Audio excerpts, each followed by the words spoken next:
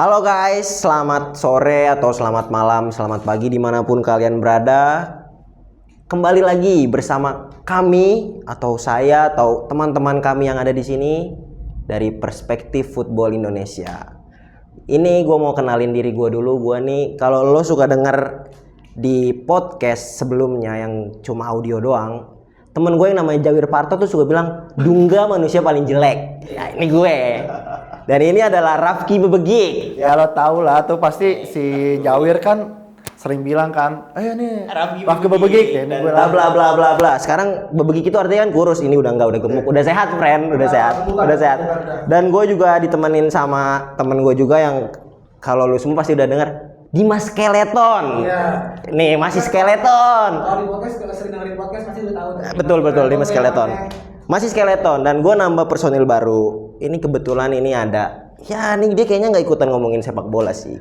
Dia pengen ngomongin pencak silat karena kebetulan dia hobinya juga pencak silat juga. Jadi dikit-dikit Dia punya perguruan ya, ada perguruan ya. Jadi dia barang antar paguyuban juga sering kebetulan. Dito, kita kasih tepuk tangan dulu guys. Personil baru ya. Udah masuk udah lulus ospek juga ya. Udah lulus ospek. Waktu itu kita udah interview berapa lama? Magelang ya? Di Magelang ya. Lo panjang juga tuh. Karena kan ya kita kan ada interview 1, 2, 3, ada Pantohir juga kita kan baru. Ada Pantohir baru akhirnya dari ribuan orang kita seleksi Dito akhirnya dapet. Siapa yang punya pencak silat itu perguruan? Pencakdur sih lebih tepat. Pencak silat sih belum. Dan kalau kalian yang nanya, wah ini si Jawir Partonya mana? Dia berhalangan untuk nemenin kita berada di sini lah ya. Alasannya kenapa sih emang? Kalau untuk alasan family matter lah. Ya. Seperti Ya, apa? JJS yang kemarin absen dalam pertandingan waktu membela klubnya lah. Ya. Acara urusan keluarga. Ya pakai buat Jawir ntar kalau misalkan dari ini hadir lagi kok dia. Kalau makan bukannya Jawir kenapa Dungga bilang Billy Parto? Emang beneran Billy Parto. Nanti itu itu pasti bakal ada ya. Pasti pemirsa bakal, oh iya bang, bener kata Dungga jelek. Iya, Parto pasti bakalan kayak gitu. Bang Dulek gitu kan. Pasti. Dan gua nih kali ini kita kan ngobrol, ini ada apaan sih? Kayak minuman enak banget nih. Mana? Ini apa ya bentuknya? Mana Cuman cuaca saya nggak tahu pas. Ini tuh kopi in out bro. Ini kopi enak banget. Tadi sebelumnya sih gue udah nyobain ya sebelum ya ini segala macam nih gue mau kasih tahu lagi.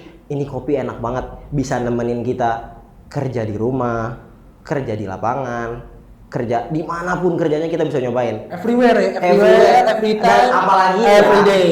kan sepak bola sekarang jadwalnya makin padat banget. Ya. Nggak mungkin dulu kalau nonton tuh ngapain bikin teh aja atau tapi kan walaupun ya kopi mulu bosen bang ini segala macam, jangan khawatir, kopi in out banyak varian rasanya. Iya. Asli. Gua mau lu pada udah tahu belum nih lokasinya di mana? Aduh, saya belum tahu tuh lokasinya di mana. Kira-kira lokasinya ada di mana sih? Kalau saya pengen kesana nih, misalnya bareng, saya kan nggak punya pacar tapi ya bareng teman-teman mau hang out. Ya kalau nggak punya pacar cari dulu. Kebetulan kita kan orang Jaktim terkenal pacaran di flyover. Iya. Iya kan, buat lo semua please hapus itulah, jangan pacaran di flyover. Yang pertama berbahaya banget, yang kedua kasihan cewek lo masuk angin. Jadi lo ngopinya di in out ini ada di Jakarta Timur tuh, paling tepatnya di Rawat Rate. Kalau nggak tahu Rawat Rate di mana bang? Kalian buka HP, entah pakai Google Maps, pakai Waze atau apapun, searching aja in out coffee shop. Jadi silakan aja lah datang. Tapi ingat nih, saat gue pengen kasih tau lagi pada kebiasaan anak-anak Jaktim, jajannya 1 nongkrongnya 12 jam. Itu jangan Tuh, jangan dibiasain kayak gitu. Bukan kita Bentar. jajan. Kenapa? In out coffee underscore. Oh, itu Udah ganti. Oh, itu di Instagram atau di Instagram. Kalau misalkan namanya official. ya. Benar. Kalau kalian buat nyari di Google Maps, kalau lihat mau lihat beberapa postingan gimana sih terkait tempatnya, kalian bisa kepoin aja Instagramnya in out underscore. Keywordnya itu. Keywordnya kalau misalkan di itu. Google atau Google Maps in out coffee shop. Kalau misalkan mau follow Instagramnya atau mau lihat menu nih atau lihat promo, paling penting pasti kan promo hunter. Kebetulan Kalian bisa cek aja. kamu bubur nggak tahu. Betul. Itu bisa dicek di in out coffee underscore. Langsung itu gue rasa bakal nanti nextnya tuh bakal ngalahin Tuku, Kopi Kenangan tuh bakal lewat sih. Iya. In out yang enak banget. Karena bener ini the best. Tapi ini kebanyakan iklan, saya boleh minum dulu nih. Ya boleh. Minum dulu ya. Anggap diri mas sendiri. Gue udah minum. Ngobrol sama sendiri udah. out nih. Kalau masih mau kurang order lagi di Gojek, di Oh, GoFood. tersedia juga di sana ya di Gojek, Grab. Dan nih gue mau langsung aja kali ya. Besok bayar aja. Soal-soal in-out ini udah inilah mantap pokoknya. Gue mau ngajak kalian sedikit ngobrol tentang apa yang menjadi atau mengubur mimpi kita sementara waktu. Mimpi kita khususnya para pecinta sepak bola tanah air. Ya. Laga versus Jepang kemarin tuh benar-benar kita tuh udah hopeless banget lah tentang gimana caranya kita bisa lolos menuju tahapan berikutnya atau kualifikasi berikutnya, babak berikutnya kita. Ronde keempat ya, untuk ronde keempat untuk ya. ronde keempatnya kita tuh udah bingung banget. Gua pengen nanya ya kan, menurut kalian nih laga semalam melawan Jepang itu kan terlihat banget Jepang tuh bener-bener ngajarin gimana kita bermain sepak bola yang baik dan benar nih. Iya, betul. Entah dari cara passingnya, cara bertahannya, Transisi. cara mereka transisi posisi dan segala macamnya. Kita benar-benar diajarin banget sama Jepang. Ini loh, main bola tuh seperti ini. Main bola tuh ya begini ceritanya lah. Intinya gampang banget. Dan menurut kalian ya, kalau kita ngomongin kita diajarin banget, ini tuh tentang memang sesungguhnya kita kalah kualitas aja atau memang sebenarnya kita ini para pemain ini tidak menerapkan taktik yang udah dijelasin para pelatih. Sampai dulu nih dong yang Kalau gue sih dari sudut sebelah sana dulu aja deh. Mungkin Dimas Skeleton boleh Mas jelasin Skeleton. sedikit. Kalau untuk lawan Jepang kayaknya udah berekspektasi juga gue sebelum kick off itu emang udah pasti kalah kulit loss juga. Terus kedua gue ngelihat kalau misalkan untuk nerapin taktik dari pelatih atau enggak itu kan ya itu murni kalah kualitas ya kita. Karena emang kalau pemain-pemain kita yang main di Eropa yang abroad juga ya di Eropa atau di beberapa liga lainnya itu gapnya masih jauh gitu dengan Jepang. Dan yang mungkin yang paling mendekati menurut gua ya permainan satu pemain dua pemain yang mendekati dengan level pemain Jepang itu 1-2 orang sih kayak Kevin Dix. Kevin Dix tuh bagus banget. Kevin Dix bagus Oke banget sih. Terus kedua menurut gua ya tetap Calvin Verdong gitu karena Calvin Verdong satu klub sama di NSC sama Koki Ogawa. Yang kemarin jadi starter juga yang awalnya itu gol dia katanya Hubner. Iya, ternyata Ya, ada on goal. Gue juga kaget gitu. sih pas ngelihat itu on goal. On goal jadinya kan gitu. Jadi menurut gue yang mendekati level 1-2 orang doang sih untuk selevel sama Jepang. Tapi kalau untuk overall memang kita kalah kualitas sih. Bukan kita nggak menerapkan taktik dari Sintayong nih gitu. Gue yakin Sintayong udah ngasih taktik semaksimal mungkin karena yang dihadapin Jepang balik lagi. Gitu probability untuk bisa menang kan atau kita meraih hasil seri itu kayaknya kecil banget gitu kan. Dan gue yakin juga kalau misalkan Indonesia seri itu kan gempar dunia sih, gue yakin gempar lu tingkat 15. Iya. Benar. Gue ada tingkat 130. Gapnya tuh gapnya kan tipis ya cuma 115 tingkat doang ya. Iya, kalau kita tulis. Iya, terus kan tipis gitu. Karena 15 tambah aja satu depan. Iya, tambah apa intinya kan tipis Tipis gapnya. gitu. Karena ya gue ngelihat emang pertama kalah kualitas ya, kedua juga mungkin ini ya masalah mental. Oh, Ketika tertinggal kan ngelihat banget nih Indonesia tuh langsung ada lah pasti nggak munafik, ada dropnya. Mungkin ada beberapa pemain juga yang lagi off gitu performance iya. Itzes atau Martin Pass itu menurut gua lagi off aja gitu. Tapi kalau secara overall menurut gua ya kita kalah kualitas lah. Ya, tapi itu kalau misalkan kita di lapangan juga gue setuju sih kita kualitas emang kalah karena pas lagi gue nggak starting line up-nya si yang diturun sama Sintayong tuh. Oh, gue paham nih apa yang pengenin dia karena kan dia pengen main low mid block terus juga garis pertahanannya serendah mungkin biar buat ngejaga ngebatasin pemain-pemain kayak Mitoma kayak siapa Dim yang kanan Dim makan Freiburg tuh Ryoda yang nomor 10 tuh. Oh iya. Kayak Ryoda tuh kan juga bagus secara ini kan skill individunya kan jadi buat kita menangin nih situasi ketika 1-1 tuh kayak Mitoma tuh menurut gue sebelum di luar emang dia ngasih assist ke Minamino ya itu gue ngerasa Mitoma itu sering dalam kondisi dia dikunci itu sama Yakob Sayuri sama Kevin Dix apalagi kan Kevin Dix dan bahkan sampai ada insiden yang Mitoma nyikut Kevin Dix sampai itu udah di VAR ya. iya gue juga kaget sih gue juga kaget pas di Soalnya itu kalau itu menurut gue ya kalau misalkan yang kita tonton sih itu harusnya mutlak bisa merah. Ada pertimbangan untuk bisa merah. nah itu gue juga bingung kenapa nggak di VAR karena ini nih yang poin penting yang gue lihat kenapa kita kalah kualitas terbukti kita sebenarnya tuh kan main kan 5 kalau secara di lapangannya ketika defense kan 5-4-1 kan 5-3-2 kan orang bangun nama refleksnya sejajar kan. Nah tapi masalahnya lini tengah sama lini belakang kita tuh nggak sinkron dalam hal pressing. Misalkan gini nih, Jepang tuh ketika membongkar dicoba ke flank kan, Mitoma ngeliat situasinya kalah 2-1, 3-2 mulu kalah, dia balik lagi nih ke belakang nih ke back tuh, ke Oda lah, ke siapa lagi lah. Dan ketika dia udah main di back, nah backnya ini gampang banget buat passing vertikal ke tengah. Ya. Yang itu lu bisa lihat gol pertama sama kedua, entah Tom Hai entah Nathan Chuan yang gampang banget lolos. Iya. Terus pas ketika lolos, backnya jaraknya jauh banget udah di kotak penalti. Penalti bener, gapnya. Dan itu tuh space itu tuh bisa dimanfaatin sama Kamada, sama Minamino, itu dieksploitasi habis-habisan itu. Sama si kadang juga si Mitoma ngedrop ke tengah kan ngenero ke tengah yang ngebuat save-nya Indonesia jadi berantakan. Padahal gue ngerasa 30 menit sebelum gol pertama tuh 30 menit pertama kita ngerasa Indonesia bisa nih kayaknya nih. Sebelum kejadian gol pertama ya. Itu gue rasa kayak wah disiplin oke nih. Jepang udah main ke samping, udah mentok nih Jepang sebelumnya. Nemu lah akhirnya mungkin emang karena kualitas ya balik lagi.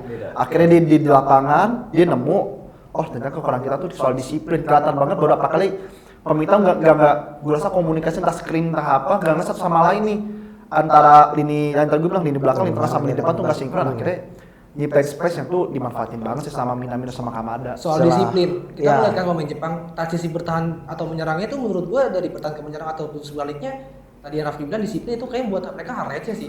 Itu yang udah mereka latih bertahun-tahun. Dan satu lagi chemistry-nya menurut gua karena ada pemain yang in out di Indonesia.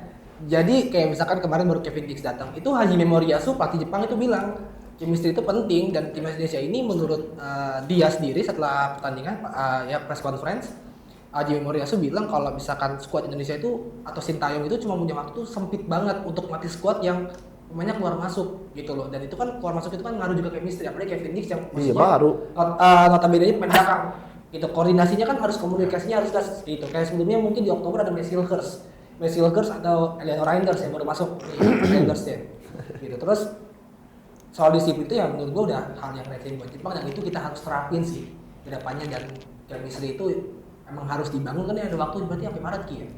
Negara kan lawan Arab dulu kan. Oh iya tadi lawan Arab, tadi kan Ada setelah bulan lagi Maret masih lama sih itu. Itu menurut gua ada waktu tuh untuk bisa ya chemistry sebenarnya lah ya. bonding ya cecetan di grup atau apa segala macam. Menurut gua tuh salah satu bonding yang bisa dilakuin sih.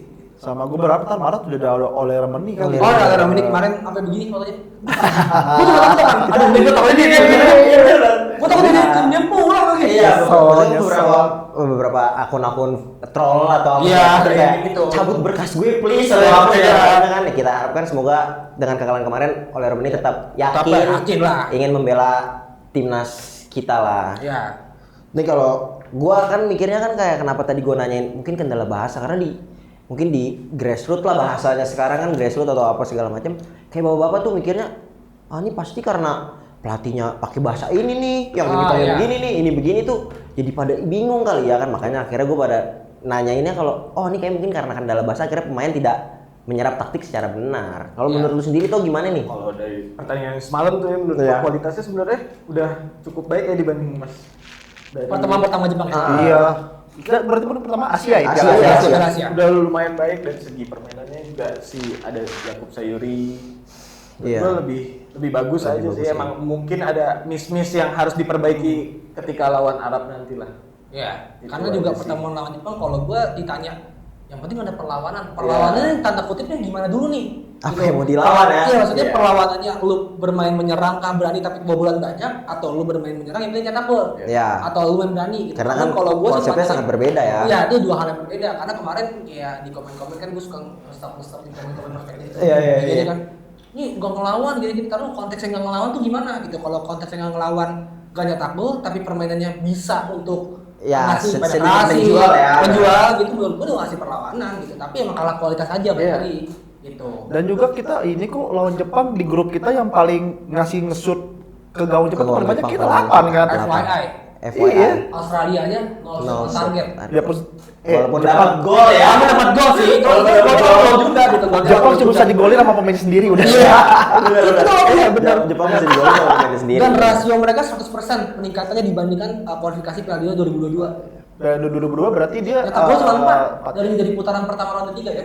Sekarang 19 gol putaran pertama ronde 3. ya emang matang banget sih. Ngomong matang tuh Udah kata siap. Mitoma. Iya udah siap banget. Kan kata Mitoma kan bilang saya jamin Indonesia bakal kesulitan karena chemistry dia dibangun dari bertahun-tahun sebelum. Iya. Lagi Haji Memoriasu di tahun 2015 setelah Piala Dunia kan setelah Piala Dunia atau sebelum Piala Dunia atau Habis Piala Dunia. Habis Piala Dunia ya. Piala Dunia kan langsung Memoriasu yang megang terbukti sekarang. Kan Hasilnya kalau dia petik kalau sekarang. kita ngomongin soal taktik kan kembali lagi ngomongin soal formasi. Ya. Ini udah 2 kali nih nama Eliana Reinders ini gak masuk dalam DSP ini ya kan. Ini nih menurut kalian nih teman-temanku tercinta, memang karena Eliano ini bukan sosok pemain yang diperlukan di tim nasional, atau memang ST ini punya cara pandang yang sekiranya gue kayaknya paham nih harus mainin Eliano di pertandingan apa lawan apa gitu ya kan. Kalau dari kembali kita tadi udah awalnya di sebelah kanan, sekarang dari sebelah kiri gue dulu deh. Gue jujur kalau soal Reinders gue kaget sih. Gue cedera gak sih dia di persen? Enggak kan, maksud gue jangan-jangan ada masalah personal kayak sama Elkan Balgot atau apa. Nah masalahnya sampai detik ini kan dari staff ke Coach Sintayong ngomong kan emang soal masalah taktik aja kan, pertandingan emang mau siap, tapi ya kita juga paham ada something lah. Gue berharap tuh bisa dikelirin sih antara Sintayong sama Reinders sih, karena gue rasa pemain Reinders tuh dibutuhin banget. Orang yang versatile itu ya, orang yang versatile itu dibutuhin banget di timnas, apalagi untuk kondisi ini kita kan sampai round 3 ya. Yang pertama kali sepanjang sejarah kita di posisi ini. Ya sayang aja kalau nggak dimaksimalin gitu soal Reinders. Tapi kalau soal komposisi pemain yang diturunin, gue nggak kaget.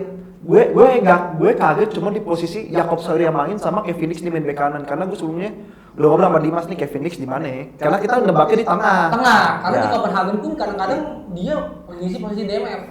Nah, gue kaget pas taruh kanan ditambah Jakob Sayuri. Gue paham yang tadi gue bilang di awal tadi. Ternyata si Sintayong emang pengen bermain low mid block, ngejaga flanknya supaya terjaga banget, gak bisa kemana-mana. Dan itu berhasil, itu works ya. Ketika itu gol kedua Kevin Nix lagi di luar kan, masih pemulihan kan sebenarnya. Lagi masuk proses pemulihan ya, Mitoma kosong, passing Minamino udah gitu kan. Dan gol kedua itu kalau nggak salah miskontrol dari Jakob Sayuri. Iya, ada miss intercept. Nah, tapi gue soal pemain gue untuk di kemarin tuh gue setuju. Gue paham lah apa yang Sintayong mau. Tapi kalau ada Reinders itu menurut gue lebih oke. Lebih komplit ya. Lebih oke. Lebih komplit. Makanya gue kepo banget karena gue ngerasa Reinders itu bisa ngisi posisi Jakob Sayuri. Sebenarnya dia kan gue paham lah. Dia nggak mainin Witan atau nggak Marcelino yang bisa di posisi itu ya karena dia mau lebih bertahan kan. Dia mau bikin lebih compact di pinggir, terus juga dia mau bikin situasi selalu menang di segala lini ya. Kalau misal pada akhirnya Reinders gue kaget soal Reinders. Kalau karena gue cukup mengikuti keluarga Reinders ini dan gue ngelihat kalau misalkan Eliano Reinders kayak masuk DSP sebanyak 2 kali ini kan patut dipertanyakan ya. Iya. Sebenarnya alasannya selain taktikal itu sebenarnya apa? Karena Reinders ini posisinya kan sebenarnya sayap dan baru di musim ini dia dicoba jadi bek kanan itu karena pesaingnya bagus, ada namanya Floranius itu dari Curacao, itu di Penzolo starter terus-terusan, jadi posisinya Reinders otomatis kan gerus gitu. Jadi yang gue pertanyakan kalau misalkan karena gini kalau misalkan pemain nggak masuk di SP itu kan pasti ada pertimbangan nih. Dan pertimbangan itu kan pasti ada pembanding. Pembandingnya di mana dulu nih gitu. Sorry banget, maksud gue bukannya gue mendiskriminasi atau mendiskreditkan seseorang, tapi kalau misalkan pemainnya kayak hanya jam terbangnya jam terbangnya nggak banyak, tidak di klub utama, atau Marcelino yang masih di Oxford 21 gitu, atau kadang-kadang masuk di SP juga di Oxford seniornya, dibandingkan Reinders yang musim lalu reguler di Eredivisie 32 pertandingan loh di Eredivisie loh, dan 33 jadi gue lupa, dan cetak 3 gol musim lalu buat Penzolo gitu. Dan baru musim ini dong nih Reinders selama dari tahun 2018 pertama kali tanda tangan kontrak profesional atau 2020 gitu. Iya itu baru musim ini dong menit bermainnya kecil. Berkurang. Dia dari 12 pertandingan 14 pertandingan Eredivisie itu dia udah main 8 kali. 4 sebagai starter, selebihnya pemain pengganti gitu. Jadi yang patut dipertanyakan itu kalau misalkan emang ada faktor kalau misalkan itu kan harusnya ada faktor pembandingnya nih. Faktor pembandingnya dilihat dari mana dulu nih? Gitu. Apakah emang dia masalah postur atau misalkan masalah speed? Karena sih kan rata-rata kan mainnya speed sama ini ya, sama power ya. Power, ya Gitu. mengutamakan strength banget Iya, ya. sama speed kecepatan gitu kan. Apakah itu nggak masuk kriterianya Sintayong atau gimana? Gitu. Jadi ya kalau gua untuk Raiders yang kedua kalinya kemarin cukup kaget sih, nggak masuk lagi untuk kedua kalinya secara berturut-turut setelah lawan Cina kemarin sih. Gitu ya. Kalau gue sih mikirnya ya, kalau dari gue pribadi kayaknya untuk nggak dimasukkan Raiders ini gue kecewa sih, apalagi sampai bahkan nggak didaftarin DSM, maksudnya kayak gila minta naturalisasinya cepet-cepet nih kan. Dia, Gue yang dia kalau nggak salah salah satu 6 pemain yang dipengenin Sintayong Iya, dari awal datang kan, betul. padahal salah satu pemain dari 6 pemain yang dipengenin kan dari awal Raiders. Iya kan jadi iya. Oh iya, belum masuk di list. Iya, tapi abis itu kan dia kan minta kan, itu kan permintaan Sintayong sendiri kan yang pengen Eliano dimasukin kan di skuad. Iya. Tahun-tahun dia pertama kali. Enggak, setelah itu berjalan dia kan lihat kan ada squad kan. Setelah Tijani gagal, baru tuh Iya. Itu kan kayak gue ngerasanya kayak terus buat apa dicepet-cepetin gitu kan. Ujung-ujungnya nggak Karena kan ya kita maksudnya nggak munafik, ekspektasi kita kan juga akan terus alhamdulillah akhirnya gitu resmi juga nih bergabung sama kita jadi warga kenegaraan kita kan, akhirnya ternyata nggak dimainin, kayak gue kecewa aja Kalau sih memang kalau untuk dia belum layak masuk skuad timnas Indonesia, belum layaknya karena gue rasa kita belum mencoba untuk bermain nih. iya. Karena dia baru pertama kali debut itu Lawan Bahrain ya? Lawan Bahrain. Babak kedua dia masuk gantiin Monster gantiin siapa ya kan? Oh Sandy Walsh Sandy Walsh. gitu. Jadi baru setengah babak tuh menurut gue belum apa ya, Belum bisa kelihatan lah ya. belum bisa kelihatan maksimal gitu penilaian yang oke nih emang lu nggak layak gitu. Tapi kalau misalkan sampai nggak masuk di DSM itu, gue ngerasa kayaknya ada pertimbangan yang jelas ya. Iya. Ini apa? Gitu. Jadi ya kalau gue kayaknya harus dicoba dulu ya. harus dicoba dulu gitu. Minimal satu pertandingan aja kayak lawan China itu menurut gue harusnya waktunya Raiders coba sih. Gitu. Starter lah ya. Harus ya. Ya starter kalau nggak minimal kalau masuk di babak kedua ya awal lagi, Iya. awal babak kedua lagi paling. Ya, makanya nih masalah harus di-clearin. Gue ngerasa ini masalah personal sih. Gue tau kenapa gue feeling gue ya. Iya. Karena Rasa ya. kalau masalah taktik, masalah dia belum siap, nggak mungkin aja. Nggak mungkin. Iya, Nggak mungkin. Sorry nih Sintayong sama yang lain sorry ya. Bukan maksud mengucilkan atau Iya, gue atau memberikan opinian ya. Gue ngerasa itu bahasa diplomatis aja, itu mah bahasa lewat media aja, dia nggak cocok ya kayak ketika itu udah biasa lah. Ngerti gue pemain emang dinilai saat latihan layak starter Layak, atau iya, layak benar. masuk main apa atau enggak gitu. Tapi pasti kan ya itu balik lagi ke awal faktor perbandingannya apa nih gitu yang dibilang karena kita apa nggak yang- nemuin Nggak nih nemuin. apa yang memang menghalangan Eli sendiri untuk bisa Iya, jadi masuk starter. nih. Tapi ya gue udah harap kejadian ini bikin Eli mentalnya kuat aja sih. Gitu. Iya sih. Nggak drop atau apa gitu. Iya, betul. Kalau ini sama profesional dia nggak ngoceh-ngoceh apa Iya, sih, bagusnya gitu. di situ sih. Terima aja. Terima aja. Tapi kan ada yang bilang nih, seri lawan Jepang kita seneng, menang seneng banget. Tapi emang menurut lu orang, ini awalnya nih emang kita punya harapan menang kah lawan Jepang? Apa gimana? Kalau menurut lu gimana itu? Harapan sih kayaknya udah sorry ya, maksudnya ya kita tahu Jepang lah udah another level lah. Another level. Terakhir kali Piala Dunia yang dibalap-balapan poin sama Jerman, Spanyol. Iya. benar. Menurut gue itu udah Yang gol pinggir dari pinggir lapangan itu ya. Jangan lupa setelah kejadian itu Piala Dunia 2023 Jerman diskorin lagi 4-1. Oh iya. Ya. Turki 4-0 apa?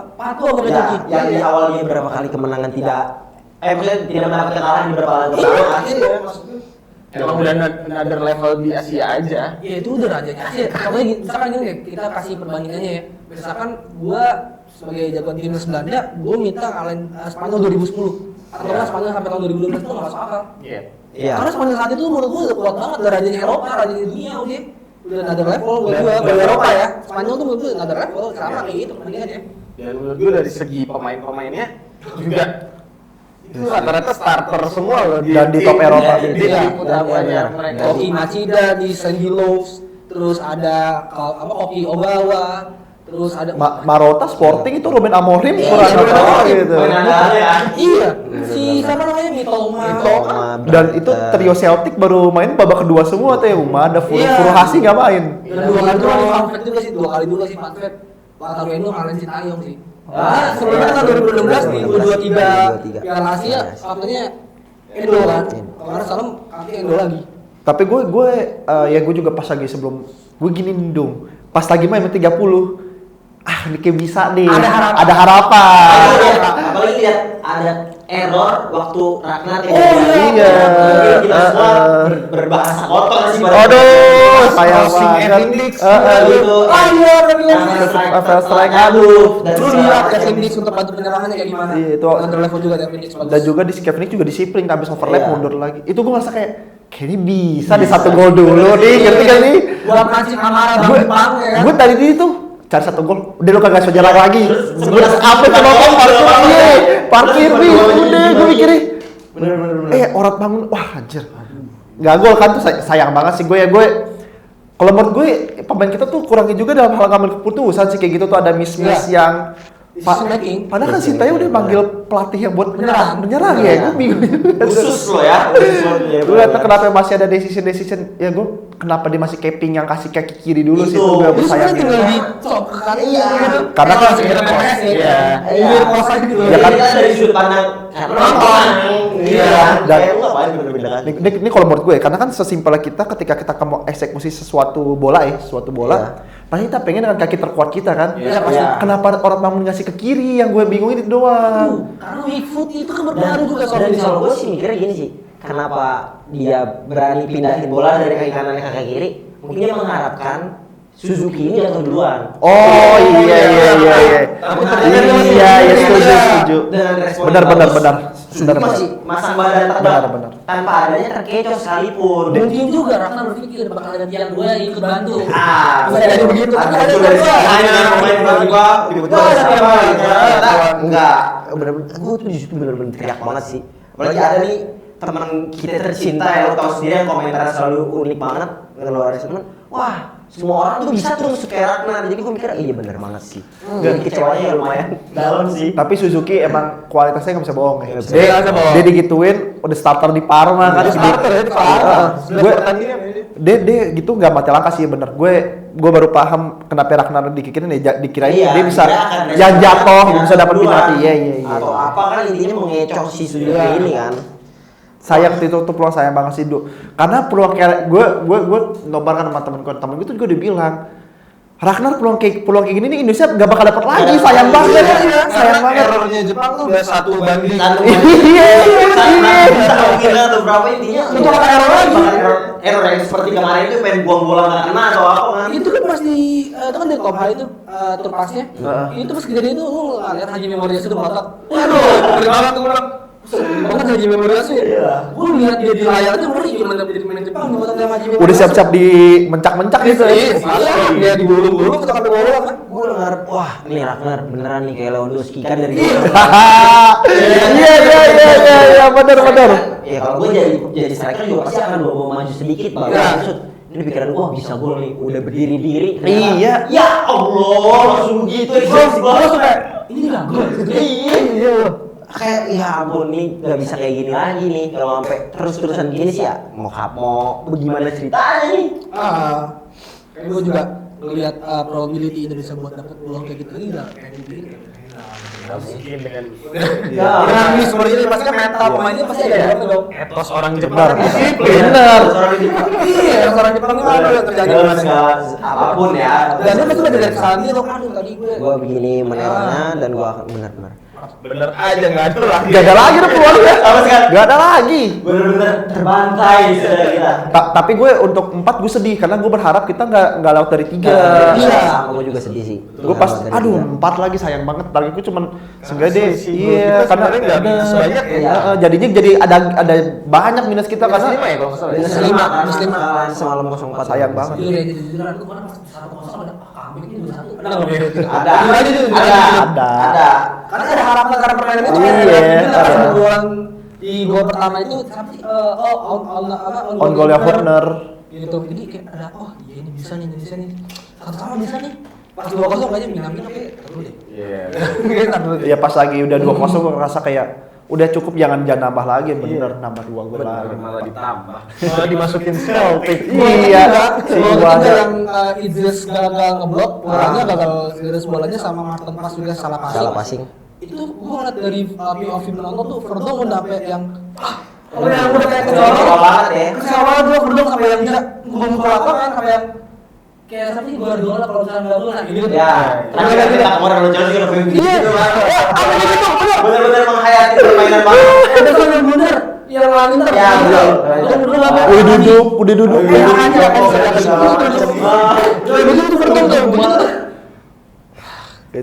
Itu ngematiin itu pas udah Martin pas udah blunder kayak gitu, wah udah fokus sama konsentrasi pemain kita tuh udah buyar banget sih. Udah.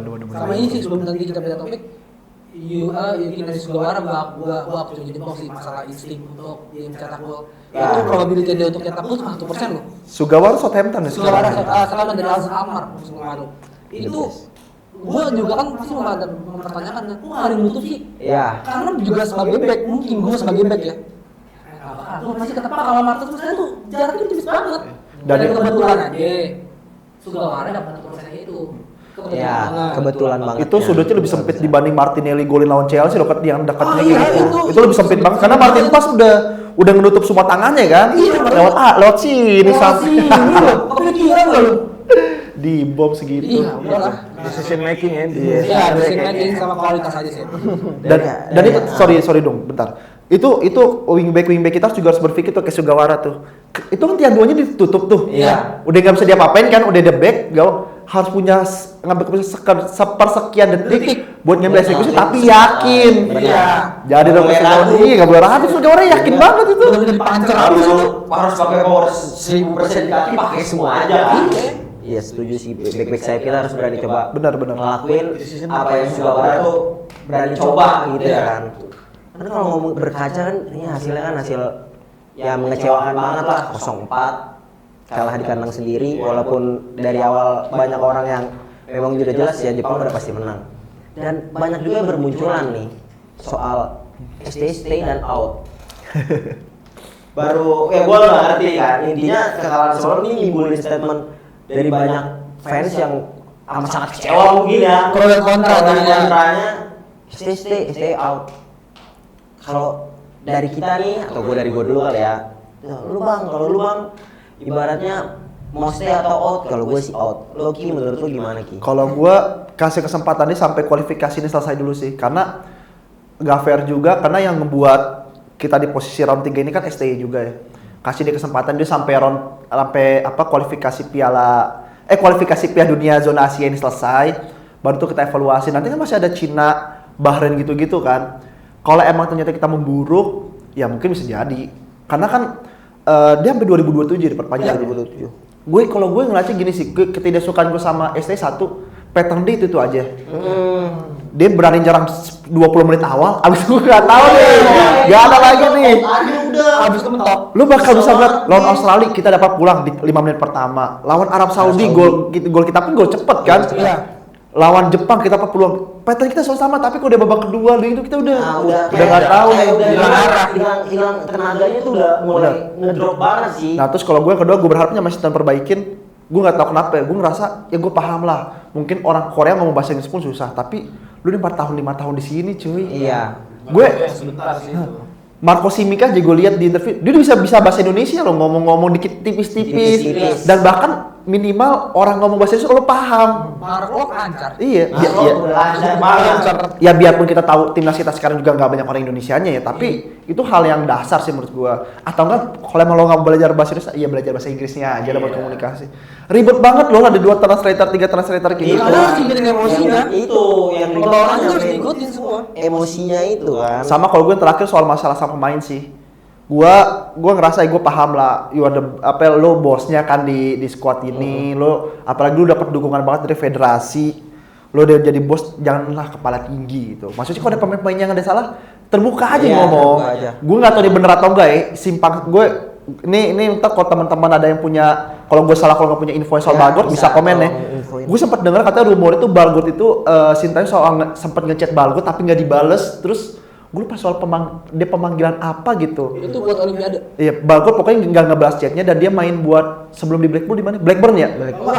Bristol dan dia main buat Bristol. Dia kecewa di situ. Begitu bisa ditengahin, masa itu bisa selesai dengan lo nggak ngambil Balgot. Dan gue nggak tahu jangan-jangan tanda Rangers tuh ada masalah personal yang gue nggak tahu apa. Dan maksud gue hal-hal kayak gitu clearin lah, jangan sampai ngerugiin. Ya gue paham lo bosnya, tapi kita Indonesia tuh fanatisme tinggi banget. Jangan sampai ngerugiin orang-orang kayak kita nih yang kita cinta banget sama sepak bola kayak Renders yang kita rasa bisa peluang buat main dan layak buat main karena masalah personal atau nggak apa jadinya nggak bisa main gitu karena masalah personal. Gue soal STI itu sih. Kalau buat out gue masih in tapi kasih di kesempatan sampai zona Piala Dunia kualifikasi Asia ini selesai baru kita bisa bicara lagi. Baru kita bicara intro atau out. Tuh, kalau lo stay atau out nih buat stay. Gue masih stay, bener kata Rafki, gue stay sampai kualifikasi Piala Dunia zona Asia ini selesai dulu, masalah nanti evaluasi nanti di Piala Asia Indonesia pas main udah nggak dilatih STY, ya udah urusan belakangan lah. Intinya dia kelarin dulu STY. Dia kan yang mulai, dia harus juga dia harus mengakhiri. Udah itu aja sih. Ya apa rasa tanggung jawabnya dia aja. Karena kalau gue juga ditanya stay atau out, gue setuju juga sama Raffi, gue stay. Kenapa?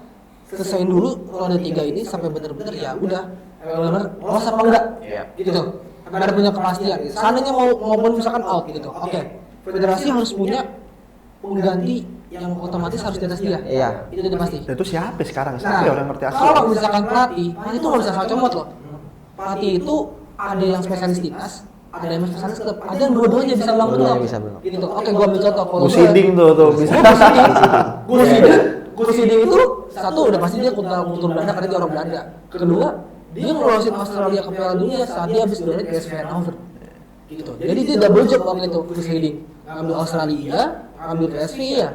Jadi kalau misalkan mau tanya kira-kira siapa pengganti yang tepat? Gua kalau Giovanni Van Bronckhorst, lu bisa lihat dulu deh permainan Feyenoord seperti apa di tahun 2017-2018. Karena 2016-2017 gua ngikutin Feyenoord soalnya. Itu Van Bronckhorst juara ya, kebetulan juga Ajax lagi ngedrop. Gitu. Dan kalau misalkan mau out harus pengganti yang setimpal minimal selevel atau di atas yang nggak bisa di bawahnya. Karena pemain udah maksudnya meningkat terus pemain-pemainnya. Silih berganti dan itu pasti kan kapasitas kita makin tinggi untuk bisa ke atas nih gitu. Kedua, penggantinya ini kita nggak bicara trofi ya, tapi maksudnya secara permainan, pattern atau ya gameplay-nya ya harus di atas STY gitu. Jadi kalau untuk stay atau out, gua stay dulu sampai selesai kualifikasi Piala Dunia atau enggak paling solusi gini. Karena kan pasti pesangon dong. Kalau misalkan RSC nggak mau pesangon, mungkin STY gua turun ke 23 dulu sampai 20 itu dia ngeracik. STY udah banyak iklan juga, aku yang pakai STY kan.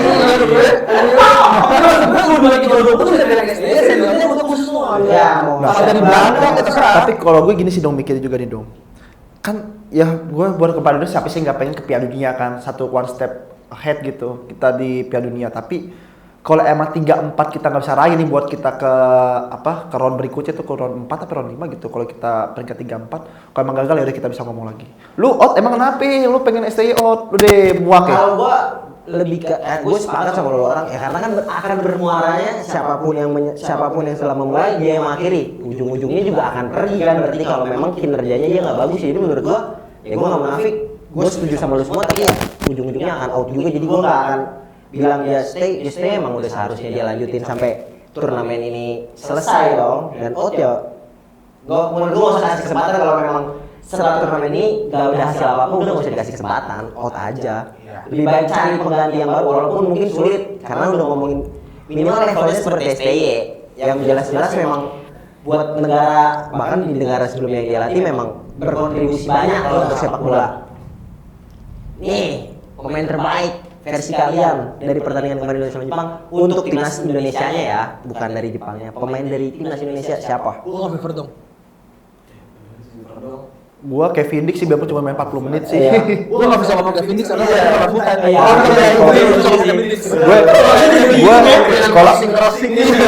Kalau gue dengan ada Kevin Dix 40 dan dia soalnya kenapa gue bisa ngejudge Kevin Dix terbaik karena semenjak dia keluar itu permainannya Indonesia berubah banget sih.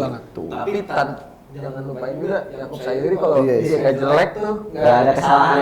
Dua poin dia juga bagus. Intercept juga bagus. Gue juga setuju tuh. Kita langsung masuk aja buat kita lawan Arab ini kan kita main hari Selasa berarti istirahat berapa hari nih? Sabtu, 3 hari. Minggu, Senin ya Selasa kita udah main lagi kan.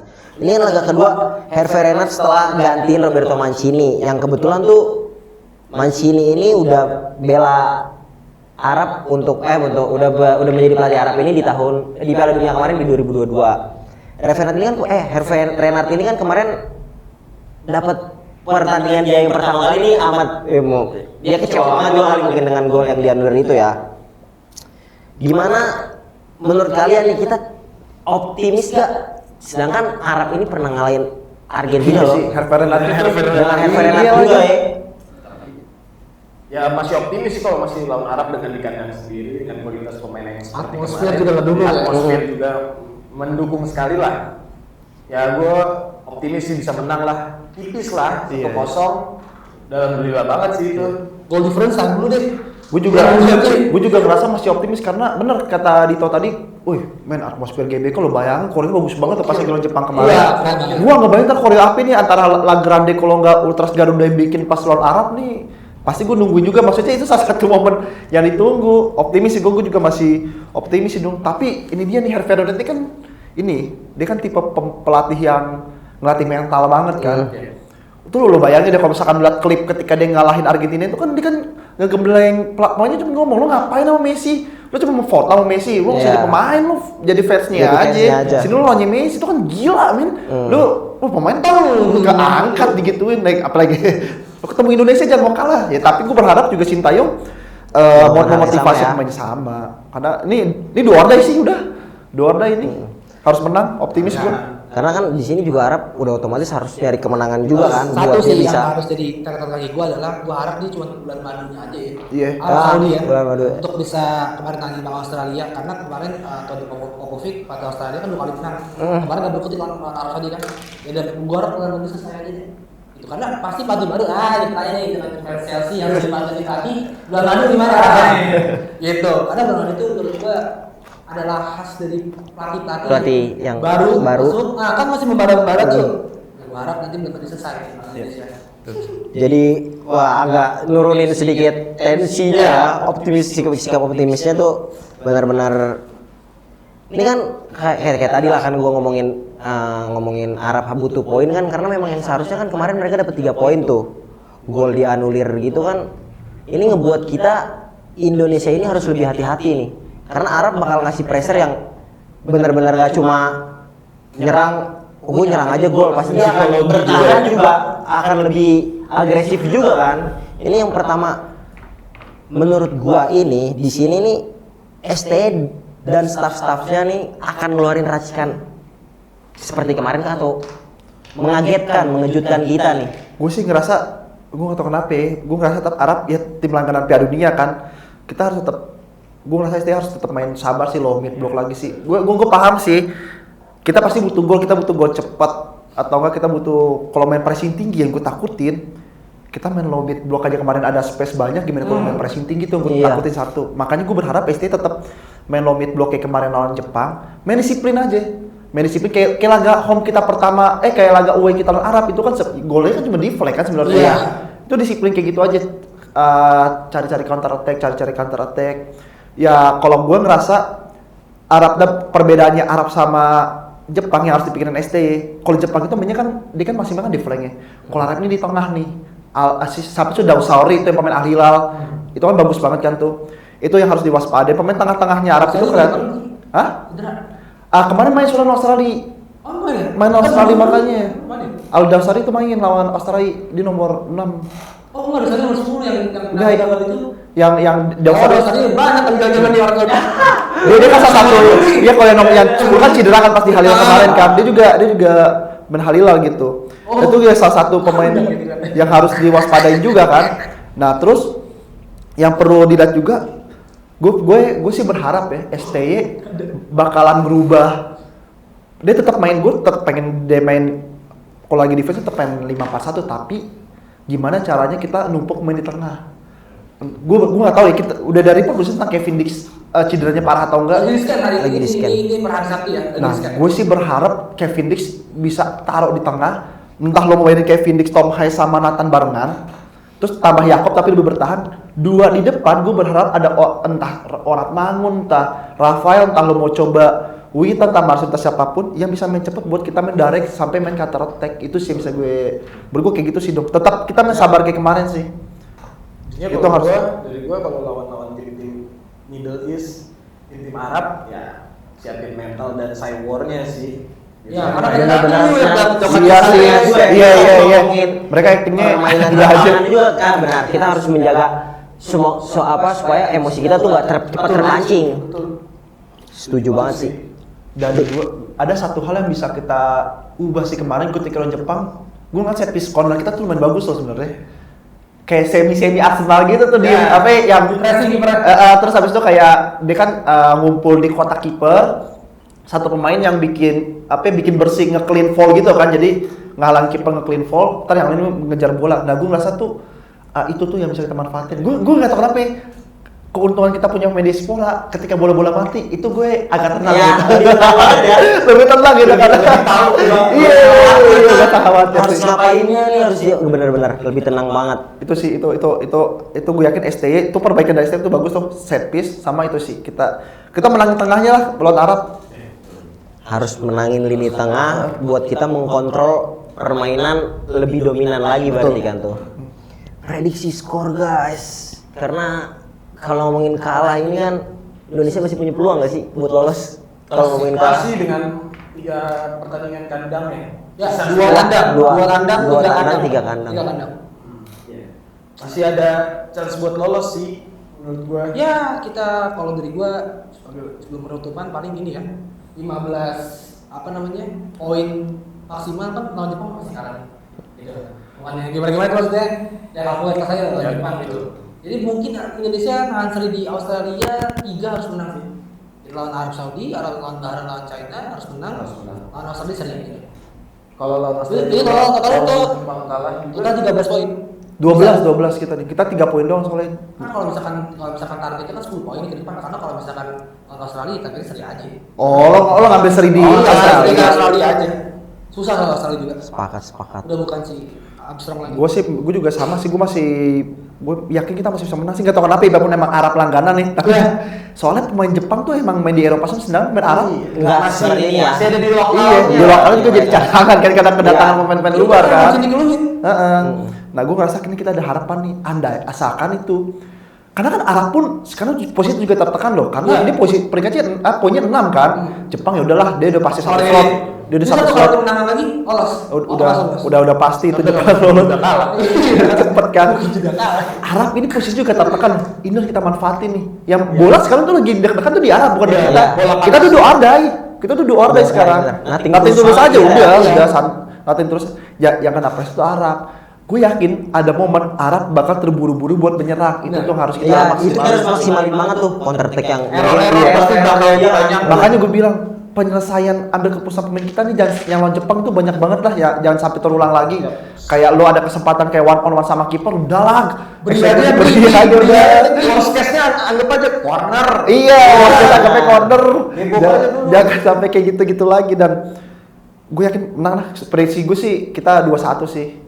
Dan dua-duanya di set piece sih kalau gue. Wah, 1-0 aja lah biar makin pas dari 2 kali clean sheet. Gue 1-0 streak pasti gue. Streak ya. 1-0 Ragnar Uratmangun membuat kita bahagia di next laga berikutnya. Makasih banget nih guys, udah mau ngosongin waktu.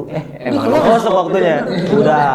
Ini udah cukup banget sih, kita udah ngomongin Jepang, Arab. Mungkin next kita bakal ngomongin banyak banget lah, nggak cuma tentang tim nasional doang, kita akan bahas liga-liga lain, mungkin liga-liga Eropa dan liga-liga antah berantah kita ya kan, kita akan jelasin, akan kita bahas lah bersama bareng-bareng.